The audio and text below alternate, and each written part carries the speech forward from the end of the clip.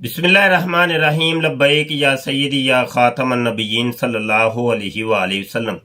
मोहतरम दोस्तों, देवबंद उलमा की बेहयाइयों का जिक्र जारी है, तज़किरा जारी है और ये एपिसोड 6 है। पहले आप 5 एपिसोड 5 किस्तें आप मुलाहजा कर रहे हैं और यहाँ पे आज कुछ नया लेके हम आपकी खिदमत में हाजिर हुए हैं। बात करने से पहले हम आपको वही अहादीस सुनाते हैं, देवबंद की पेश करदा हदीस। जनाब यहाँ पे हदीस है, कहते हैं कि एक बार मोहसिन इंसानियत सल्लल्लाहु अलैहि वसल्लम ने हया की गैर मौजूदगी के बारे में इरशाद फरमाया कि जब तुझ में हया ना रहे तो जो चाहे करता रहे। हया ख़त्म हो जाए तो हुजूर अलैहिस्सलाम ने फरमाया कि फिर जो मर्जी कर। वो आम रूटीन के अंदर भी आपने देखा होगा कि वालिदैन एक बच्चे को, अपने बच्चे को समझाते हैं पहले कि बेटा ये ना कर, बेटा ये ना कर, ठीक है। बाद में बच्चा जब बहुत बिगड़ जाता है ना, तो वो वालिदैन, वो बाप, वो माँ, वो कह देते हैं जा जो मर्जी कर, जा जो मर्जी कर। इससे मुराद क्या होता है? वो अपने एक गुस्से का इजहार कर रहे होते हैं वालिदैन, वो उससे बरात का ऐलान कर रहे होते हैं, वो उससे बिल्कुल जनाब ला ताल्लुकी जाहिर कर रहे होती हैं। तो वो कहते हैं कि जा जो मर्जी कर। बिला तमसील नबी आलम सल्लल्लाहु अलैहि वसल्लम ने फरमाया कि जिसके अंदर हया नहीं ना, वो चाहे फिर जो मर्जी करे।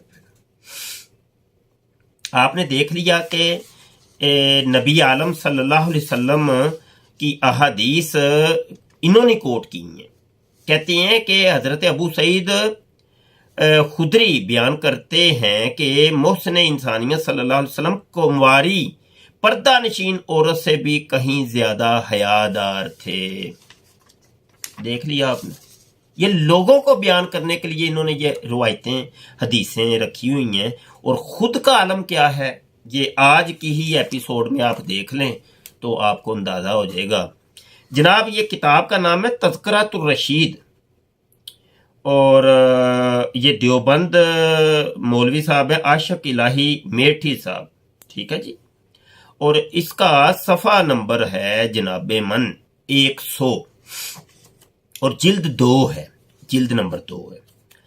कहते हैं एक बार बड़े मजमा में हजरत की किसी तकरीर पर एक नौ उम्र देहाती बेतकल्लुफ पूछ बैठा कि हजरत जी औरत की शर्मगाह कैसी होती है।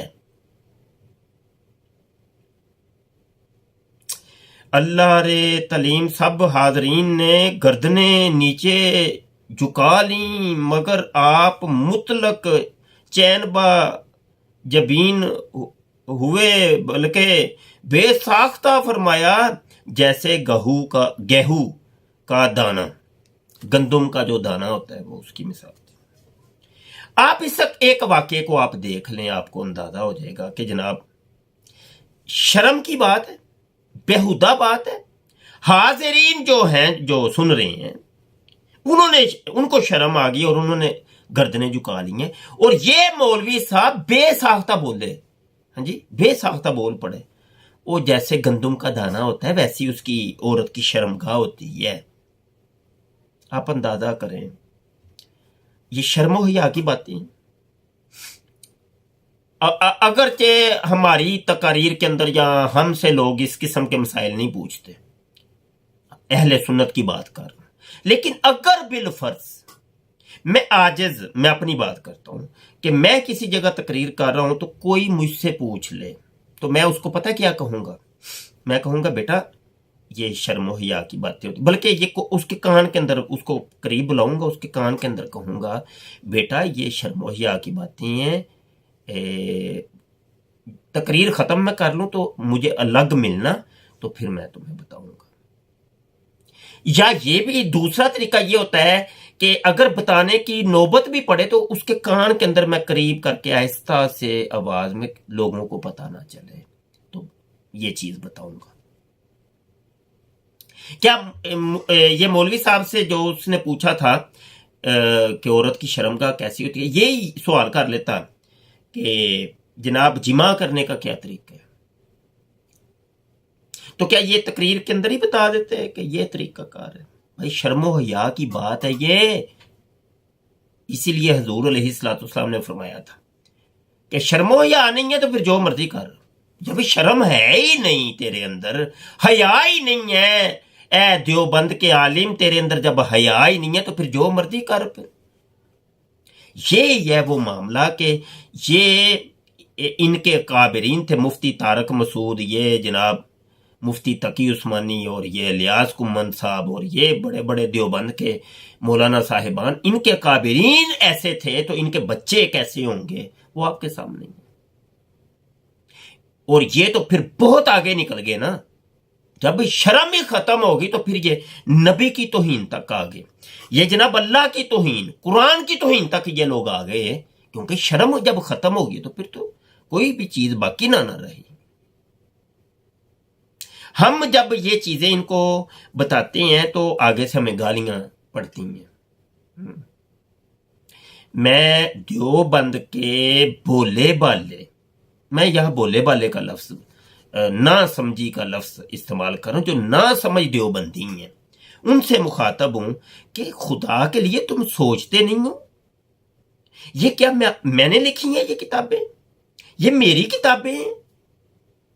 بتائیے نا. یا تو میں نے لکھی ہوں, میری باتیں ہوں, میں نے کوئی پرنٹنگ پریس لگایا ہو, میں نے کوئی چھاپی ہو اور وہ جناب بیان کیا ہو, تو آپ ٹھیک ہے مجھے گالیاں دیں جتنی مرضی دیں, لیکن یار مجھے گالیوں سے قطن واللہ مجھے کوئی نہ ہی کوئی ٹینشن, کوئی خوف, کوئی دھمکی آپ کی کا ہے ہی نہیں. مجھے میرے اندر وہ چیز اللہ نے رکھی ہی نہیں, الحمدللہ. میں بے باک آدمی ہوں. میں صرف سمجھا رہا ہوں, میں تعلیم کے لیے یہ بات کر رہا ہوں کہ تم لوگ ان لوگوں سے برات کا اعلان کیوں نہیں کرتے میاں؟ کہو یار یہ بغیرت لوگ تھے, بے حیا لوگ تھے, ہمارا دیوبندیت سے کوئی تعلق نہیں ہے, ہمارا کوئی تعلق واسطہ نہیں ہے, ٹھیک ہے. اور جناب وہ بس گالیاں رکھی ہوئی ہیں, مطلب حقیقت دیکھ لیں گے, پڑھ لیں گے, میں ان کو بتاتا ہوں پڑھ لیں گے, لیکن وہ بس اپنے مولوی کو بچانا ہے ان لوگوں نے. مولوی ہمارا بچنا چاہیے, کسی طریقے سے ہمارا مولوی بچ جائے. مولوی پہ ذات نہیں آنی چاہیے. ہمارا مولوی حضرت حکیم الامت صاحب, رشید احمد گنگوئی صاحب نہیں ہو, وہ ان کو تو تتی واہ بھی نہ لگے, تتی واہ نہ لگے ہمارے مولوی کو. ان کو تو ایسے گود کے اندر بٹھا کے جناب چھپا لیں گے, لیکن ان کی کرتوتوں کا کبھی کسی نے کوئی جواب دیا ہو کہ یہ ہمارے مولویوں کی یہ جو کرتوتیں ہیں ان کا جواب یہ ہے, کبھی کسی نے کوئی دیا ہو بتا دیں. آج سے پہلے کوئی کتاب مجھے بتا دیے جی فلاں کتاب کے فلاں صفحے کے اوپر اس کا جواب ہم نے دیا ہے اور برات کا اعلان کیا ہے, اور ہم نے کہا ہے کہ اس مولوی سے ہمارا کوئی تعلق واسطہ نہیں ہے. یہ دیوبند مکتب فکر کے اوپر یہ سیاہ دبا ہے یہ مولوی, بتا دیجئے.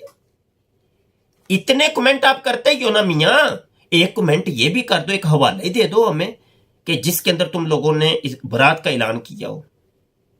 کبھی نہیں ملے گا جناب. اللہ پاک تم لوگوں کو عقل سلیم عطا فرمائے اور صحیح العقیدہ اہل سنت بننے کی توفیق مرحمت فرمائے, اور اپنے مولویوں کی کتابوں کو پڑھنے کی بھی تمہیں توفیق اللہ عطا فرمائے.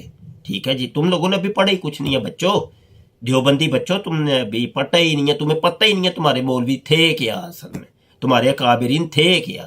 ٹھیک ہے, تو بہرحال جی یہ سلسلہ ہمارا جاری ہے, اور دیکھتے ہیں یہ کب ختم ہوتا ہے یہ سلسلہ. رب رکھا جی. In our 4 years course we prepare scholarly debaters who will protect our Muslim people from going astray on the topic of Khatme Nubuwwat, which means Prophet Muhammad is the last and final prophet and there is no prophet after Prophet Muhammad. Upon Prophet Muhammad, Allah's peace and blessings will be there until eternity. We need US $2,000 per month to deliver these champions. We need 24 people who can donate US $1,000 per year. May Allah make this good deed the reason for Prophet Muhammad to smile at you and the reason for your najat on the Day of Judgment. Ameen.